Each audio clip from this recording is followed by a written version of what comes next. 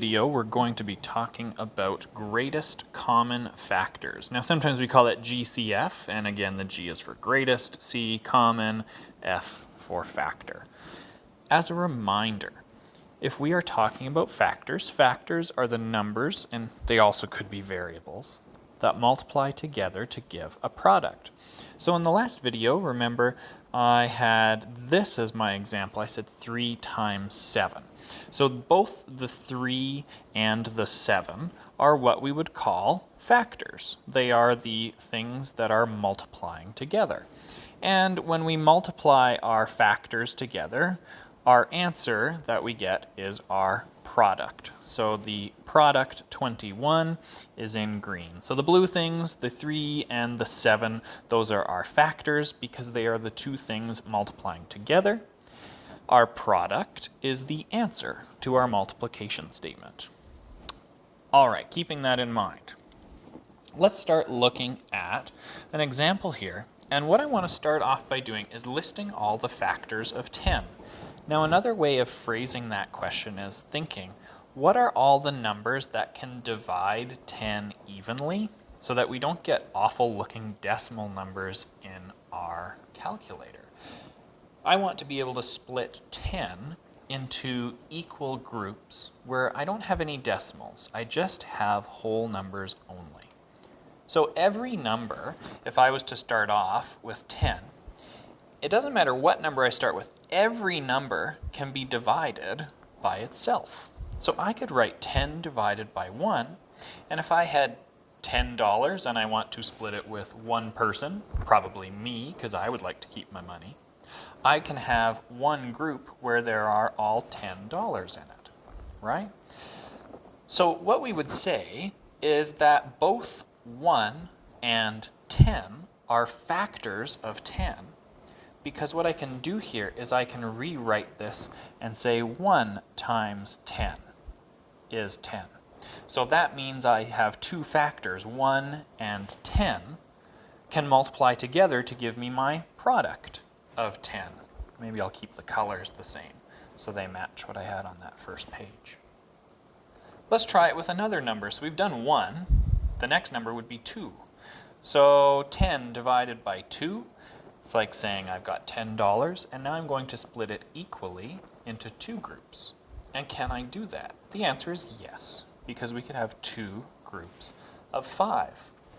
That means that since 10 can be divided by 2, and I get I get a whole number that doesn't have any decimal stuff, I just have this one plain number 5, that means that both 2 and 5 are factors of 10. So again, I have 2 and 5 are factors, and my product is 10. So now we would try it with another number. Probably it makes sense the next one we should try is 3. Now if I try to go 10 divided by 3, something bad happens. I get 3.333333, and if you're looking at that in your calculator, those 3's go on forever. That's bad news. If you get a number going on forever like that, this one doesn't work. So I'm going to cross it out. 10 cannot be split into 3 equal groups. We would try. We would give out, if I say 3 groups, I give out 1 to each of the 3 groups, and then I go again, 1 to each of that's 6, and then I go 1 more. Well, my 3 groups each have 9, but I've only given out 9 pieces. I have to give out a 10th piece, and I can't give that 10th piece to this group because then now the other ones aren't equal, they're not the same. So it doesn't work. I cannot divide 10 by 3. Okay, well, we would then try the next number, 10 divided by 4. 10 divided by 4, well, I get a nicer number, but it still has a decimal part to it. I get 2.5. This means it does not, again, divide equally. Doesn't work because I have a decimal portion, right? I can't split my my 10 pieces into 4 groups equally without cutting my pieces into something smaller. I don't want to cut my pieces into anything smaller. That's fractions. We don't want to deal with that yet. Now, if I wanted to do the next number, 10 divided by 5, I want to stop because I've already used 5 up here. Once I get to a factor that I've already written down, I don't need to keep testing numbers. So what are all the factors of 10? Well, all my factors of 10, I've got 1 times 10 gives me 10, and I've got 2 times 5 gives me 10. So 10 has 4 factors. My factors of 10, the ones that I have, 1 times 10 would give me 10, and those 2 things are my 2 factors. 2 times 5 would give me 10, and the 2 and the 5 are my factors. So my factors of 10 are 1, 2, 5, and 10 itself. Let's try another number. Let's look at factors this time of 12. So again, I would start out by saying, well, I can go 12 divided by 1. I always start off with 1, and that's because I know that 1 times 12 is going to give me that product of 12. So I know that 1 and 12 are factors. I'm interested, is there anything else other than 1 and 12? Let's try our next number. We've done 1. Can we divide 12 by 2? If you type that into your calculator, 12 divided by 2 would give you 6. There is no decimal portion. That's because 12 can be split into 2 equal groups where there would be 6 in each group. That means that 2 and 6 are factors of 12. Let's try our next value, 3. 12 divided by 3, that one gives us 4. Because if I have 12 pieces, they can be split into 3 groups where each group has 4. So I know that 3 and 4 are factors of 12. And you know what's nice? I would go to my next one and go 12 divided by 4, and I go, wait a minute, hang on, I've already got 4. There's no need to keep going. I won't get any new numbers because I've already hit one of my same factors again. So just by going down my list, I've found them all. Here's all the factors of 12. The first set of factors I have is 1 and 12. We're always going to have 1 and the number. The next set is 2 and 6. And then the third set is 3 and 4. There's all my factors of 12. 1 times 12, those are my 2 factors. That gives me my product of 12. 2 times 6, those are my 2 factors. That gives me my product of 12. And then 3 times 4, those are my 2 factors. That give me that product of 12. Okay, let's start talking about the common factor portion here. So remember, I found the list of factors of 10 and 12. My factors of 10, if you recall, were 1, 2, 5, and 10. And then I found my factors of 12. Oops, I got to write the word of. Factors of 12, which was 1, 2, 3, 4, 6, and 12. Now I'm being asked, what do they have in common? Meaning, what things between these 2 lists are the same? What factors of 10 are also factors of 12? Well, I see in both of my lists, 1 is a common factor for both. It's a number that's in both lists. I also have 2. 2 is a common number in both lists.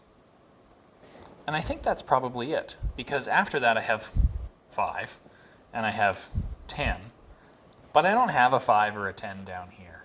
There's no 5, and there's no 10, right? I got 4 and 6, I got a gap, and 6 and 12, there's a gap. 5 doesn't show up here, and 10 doesn't show up here. My common factors are 1 and 2. Now, if you think back to the term that we're looking for, the greatest common factor, the greatest common factor is just simply the biggest of those two numbers. The greatest common factor is just, I'll find all the things that match in both of my lists, and my greatest is just the biggest of all those numbers. So when I look at 1 and 2, the biggest factor there is 2. So I would say my GCF, my greatest common factor, for 10 and 12 is 2. That is the biggest number that is a factor for both. That is my largest number that can divide 10 and 12. That's what a greatest common factor is. Let's try and find another one. What is the greatest common factor for 12 and 18? Now I'm going to cheat a little bit because we already know the factors for 12.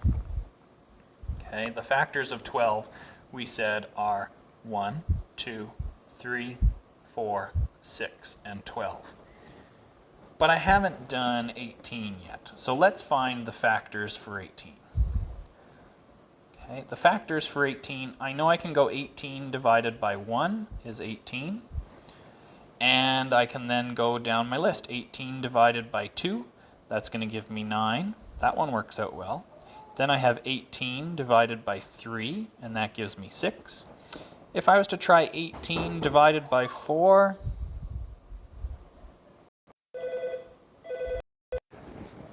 now if I try dividing 18 by 4, it doesn't work. I end up getting a decimal number, so it doesn't work nicely. I get 4.5, and that is not great. I don't want that because I don't want a decimal portion. I want it to be whole numbers only. So that one doesn't work. Okay, let's see, 18 divided by 5. That one, again, also doesn't work. Let's see, so, well, typing it into the decimal, that's going to give me 3.6. Regardless of what it is, it's not a whole number, so it doesn't work. The next one we would try is 18 divided by 6, but I don't want to do that because I've already got 6. So my list is finished. So here's my factors of 18. The first one I have is 1 and 18, right? Because I divided by 1 and I got 18. So 1 and 18 are factors. The next one I have is 2 and 9, because when I took 18 and I divided by 2, I got 9. So 9 times 2 gives me 18. And my third set is 3 and 6, because 18 divided by 3 was 6. So 3 times 6 is also 18. There we go. There's my list. Now, what is common between the two lists? Well, they both have a 1. That's common. They both have a 2. That's common. They both have a 3. That's common. They both have a 6. I've got lots of common factors. But remember, the one that I care about is the greatest common factor, meaning I want the absolute biggest number. So of all 4 of those numbers, 1, 2, 3, and 6, 6 is my biggest of those. So my greatest common factor for 12 and 18 is going to be 6. That's my greatest common factor. One last one. Let's try finding. Now I can't cheat. I haven't done any of these yet. Okay? So we've got greatest common factor for 15 and 20. So let's look at 15. I know I can go 15 divided by 1 and get 15. We always start with 1. Can we go 15 and divide by 2?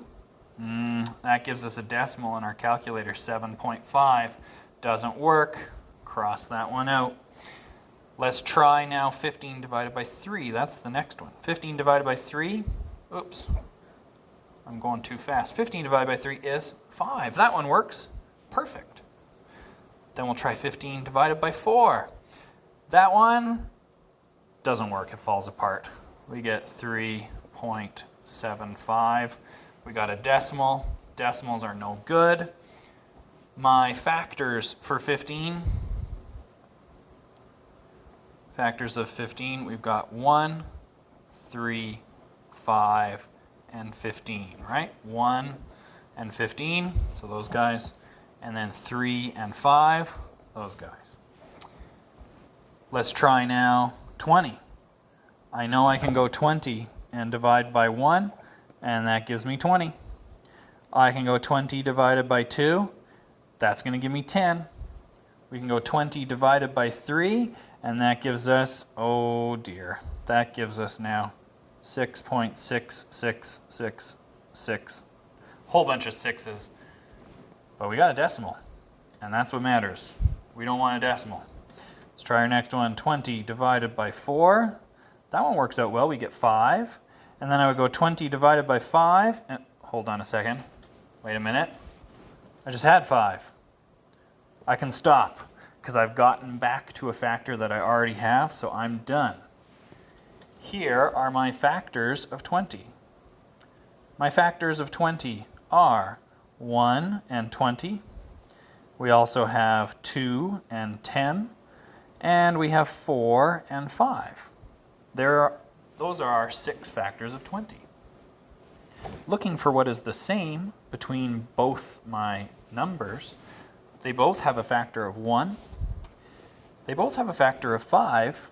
And those are the only numbers, the only factors that show up in both lists. Since those are my only 2 factors that show up in both lists, my greatest common factor for 15 and 20 is 5, because 5 is bigger than 1.